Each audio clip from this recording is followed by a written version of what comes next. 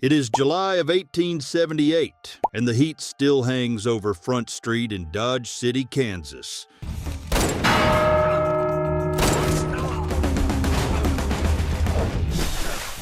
As evening settles on the Long Branch Saloon, the air inside carries the familiar mixture of tobacco smoke and spilled whiskey.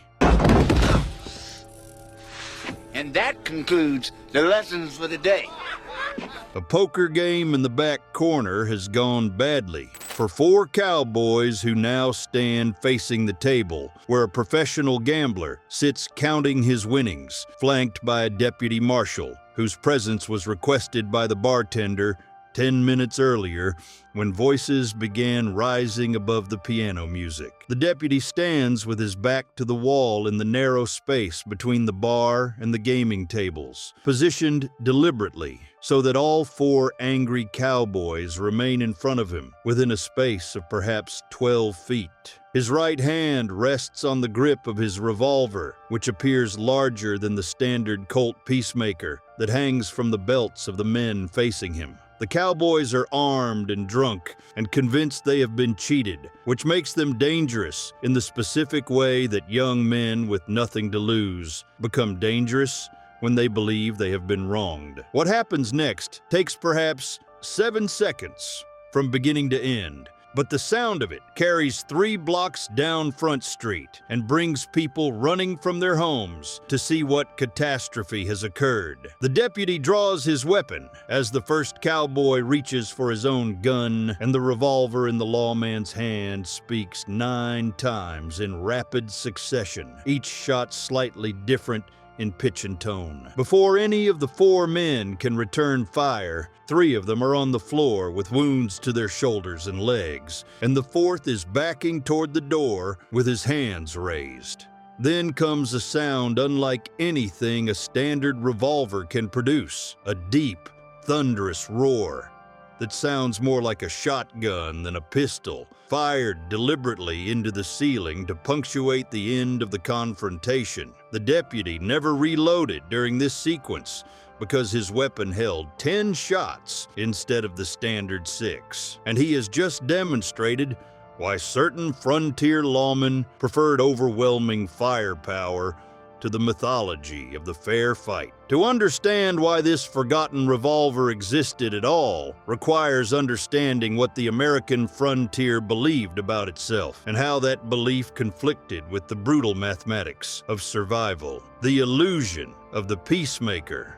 Samuel Colt died in 1862, believing he had solved the essential problem of portable firepower through the revolutionary principle of interchangeable parts manufactured at industrial scale. His percussion revolvers armed both sides of the Civil War and established the fundamental doctrine that would define American firearms philosophy for the next century. Adequate performance delivered reliably to every man who needed it mattered more than exceptional performance delivered to only a select few. The Colt factory in Hartford, Connecticut could produce a functional revolver for $12 wholesale that would work reliably for years with minimal maintenance, which meant that a cowboy earning $30 per month could own the same weapon as a wealthy rancher or a professional lawman. By 1873, when Colt's factory introduced the single-action Army revolver in the new centerfire .45 caliber cartridge, this philosophy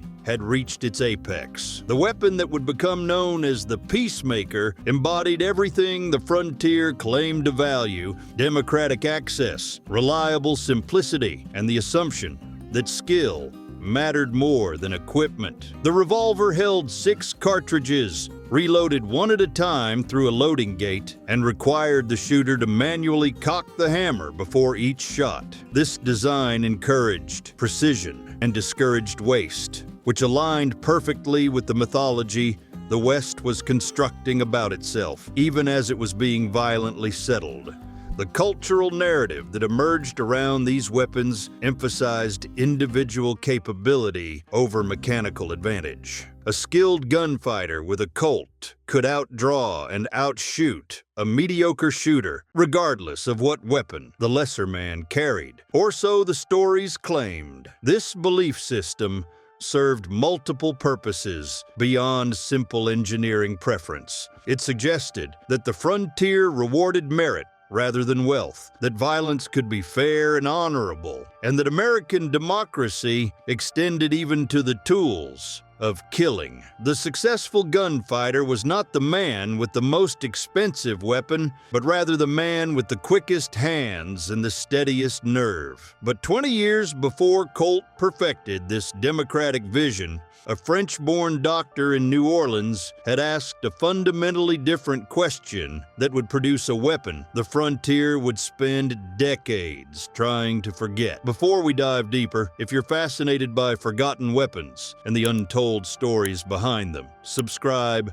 now. Dr. Jean-Alexandre Lamat understood something that the frontier's mythology preferred to ignore, which was that violence rarely unfolds according to the rules of fair engagement. Against the myth, Jean-Alexandre Lamat arrived in New Orleans as a young physician and married into the Creole aristocracy that dominated Louisiana society before the Civil War. He designed his revolver in 1856, with a specific tactical problem in mind. What happens when a cavalry officer finds himself surrounded by multiple opponents in close quarters, where speed of reloading becomes impossible? The solution he patented was mechanically ambitious and philosophically radical. 9 chambers in .42 caliber revolved around a massive central barrel that fired a 20-gauge shotgun shell, giving the weapon a total capacity of 10 shots without reloading.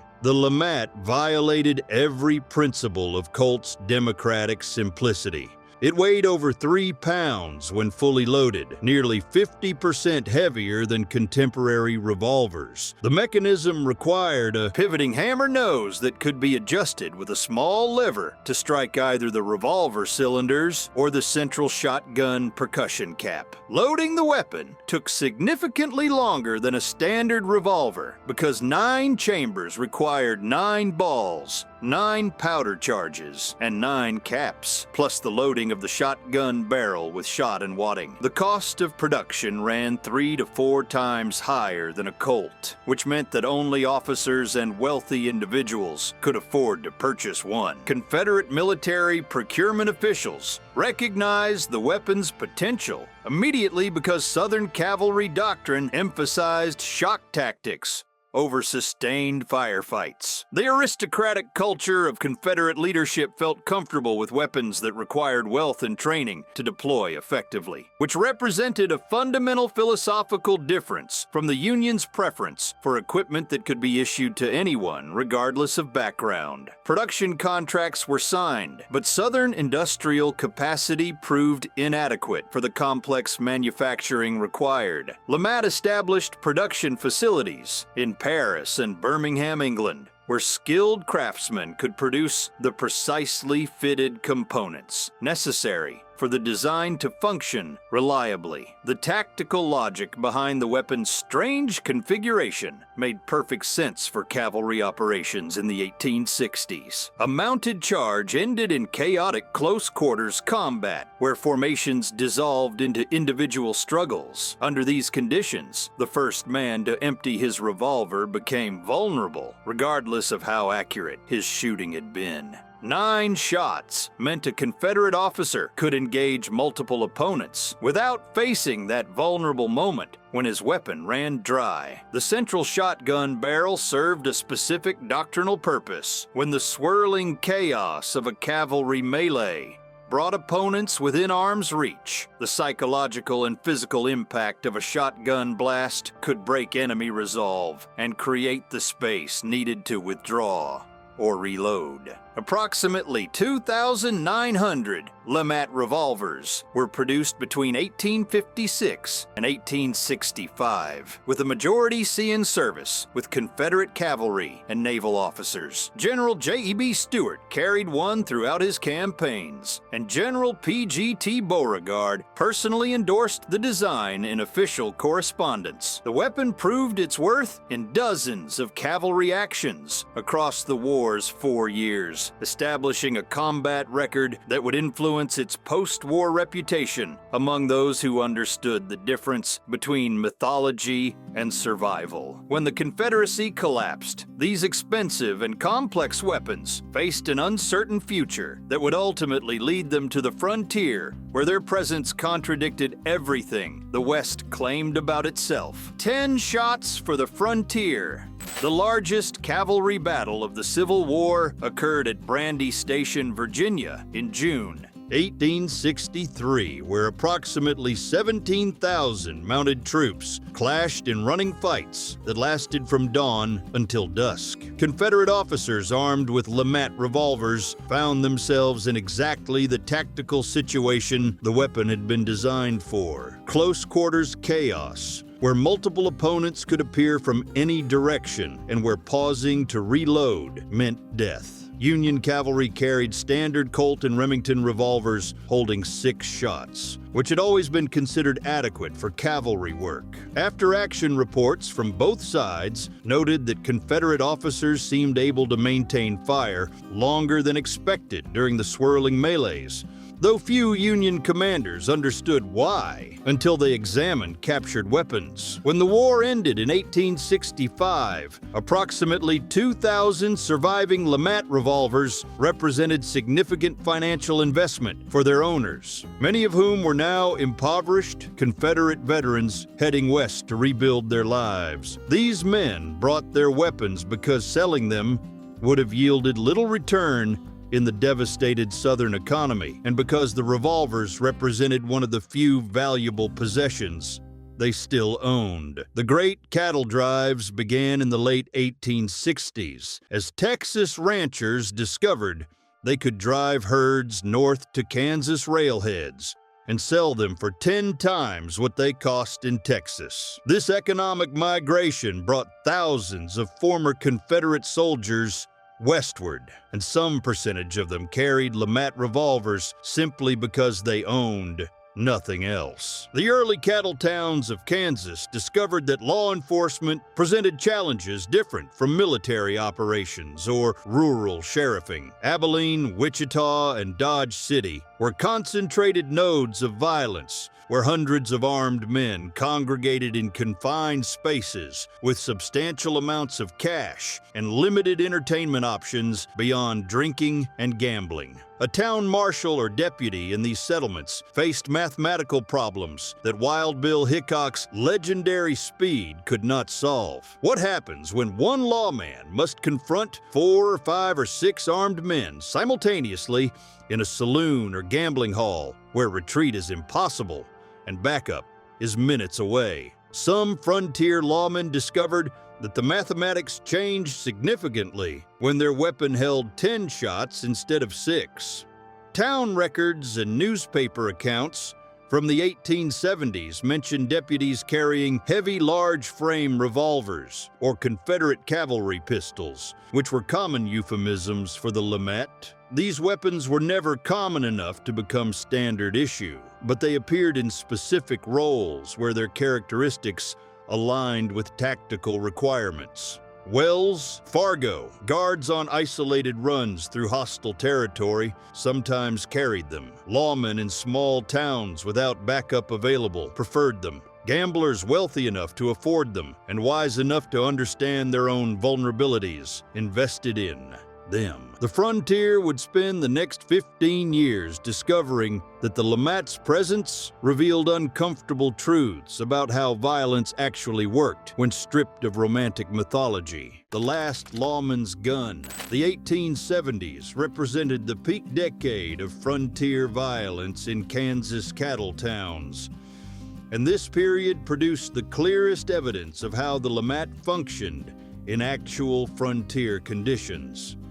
A deputy marshal in Dodge City earned approximately $75 per month to maintain order among crowds of cowboys who earned $30 per month and had no particular reason to respect authority they viewed as illegitimate. The mathematics of these confrontations favored the cowboys by sheer numbers, which meant that lawmen required some form of force multiplier to overcome unfavorable odds. The documented incident in Dodge City in July 1878 involved a poker dispute where 4 cowboys accused a professional gambler of cheating. The deputy who responded found himself in a 12-foot wide space between the bar and the gaming tables, with 4 armed men blocking his exit and approximately 30 other patrons, creating a chaotic environment where accurate shooting would be nearly impossible.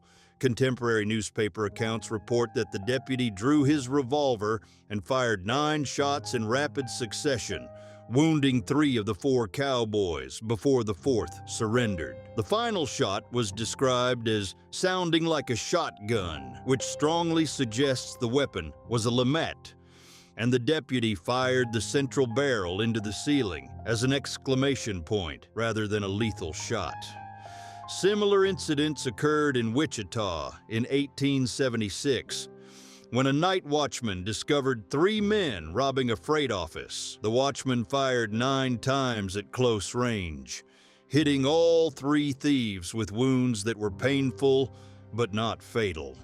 This outcome was actually typical of Lamat usage on the frontier. The smaller .42 caliber rounds had less stopping power than the standard .45 caliber Colt ammunition, which meant that Lamat shootings produced higher survival rates for everyone involved. This characteristic made the weapon particularly suitable for law enforcement, where the goal was stopping the fight rather than maximizing casualties. The tactical doctrine that emerged around frontier Lamat usage differed fundamentally from the quick-draw mythology that Hollywood would later popularize. The weapon was too heavy for fast draws and too complex for instinctive operation under stress. Instead, users deployed it as a tool of deterrence through visible, overwhelming capability. A lawman who openly carried a Lamat sent a message that could be read by anyone who understood firearms. This man has enough shots to engage your entire group without reloading, and the last shot is powerful enough to incapacitate anyone still standing. This visual deterrence prevented far more violence than the weapon ever inflicted, which made it highly effective in precisely the way that never appears in historical records. The limitation that ultimately doomed the Lamat on the frontier was not tactical, but logistical. The .42 caliber ammunition never became standardized, which meant that owners had to special order cartridges from distant suppliers or rely on sporadic shipments to frontier general stores. When a mainspring broke or a cylinder hand wore out, no frontier gunsmith could fabricate replacement parts because no 2 Lamats were identical enough to allow interchangeable components. By the early 1880s, most frontier Lamats had either broken beyond repair or been sold to collectors in eastern cities, where they became curiosities rather than working tools. The weapon's disappearance from the frontier was guaranteed by logistics, but its erasure from history resulted from something more insidious, which was the West's need to believe certain myths about itself, the forgotten truth. Approximately 2,900 Lamat revolvers were manufactured during the decade before and throughout the Civil War, and historians estimate that between 300 and 500 of these weapons saw active use on the frontier during the 1870s and early 1880s. This represents a tiny fraction of the estimated 350,000 Colt single-action Army revolvers produced during the same period, which explains part of why the Lamat remains largely forgotten. Newspaper accounts and court records document at least 17 incidents where Lamat revolvers were definitively involved in frontier gunfights. though the actual number was certainly higher, given that most frontier violence went unreported in any detailed way. The geographical distribution of these weapons concentrated heavily in Kansas cattle towns and Colorado mining camps, with secondary populations in Texas and Arizona territories. Service life varied wildly depending on maintenance and ammunition availability, but some examples remained in use through the 1890s, and a few survived into the early 1900s as family heirlooms or curiosities. The weapon's impact on frontier history far exceeded what these modest numbers might suggest, because impact often results from strategic deployment rather than widespread adoption. The deeper reason for the Lamat's disappearance from historical memory involves the mythology the American frontier was constructing about itself.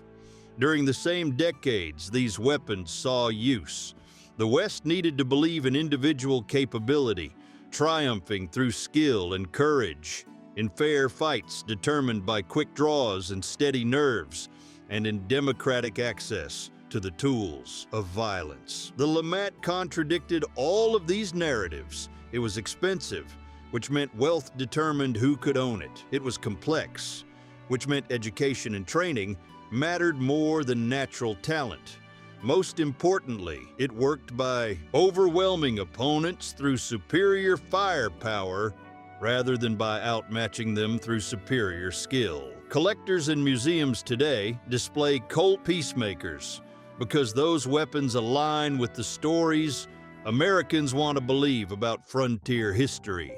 The quick-draw gunfight between two skilled opponents has become central to Western mythology precisely because it suggests that individual merit determines survival.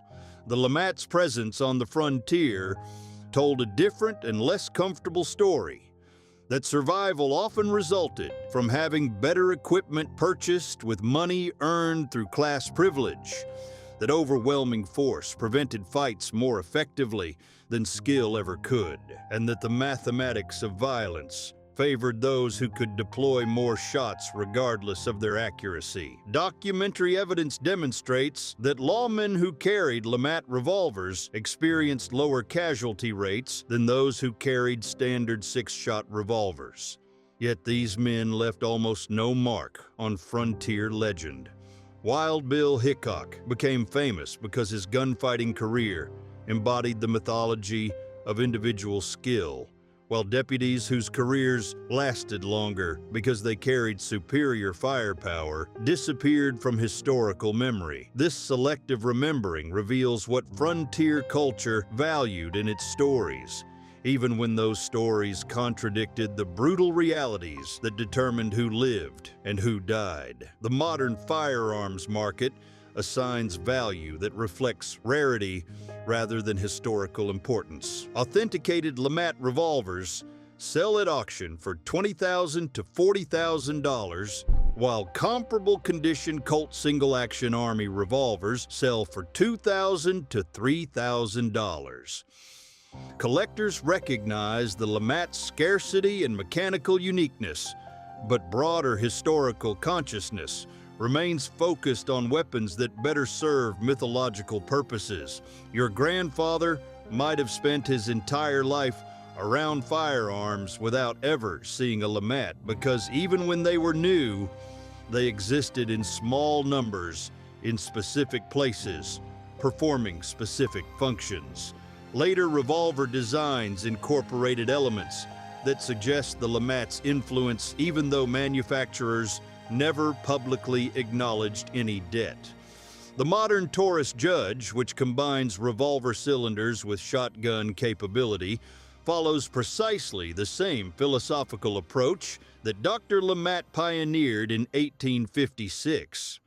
The difference is that modern manufacturing can produce such weapons at prices accessible to average buyers, which removes the class implications that made the Lamat uncomfortable for frontier mythology.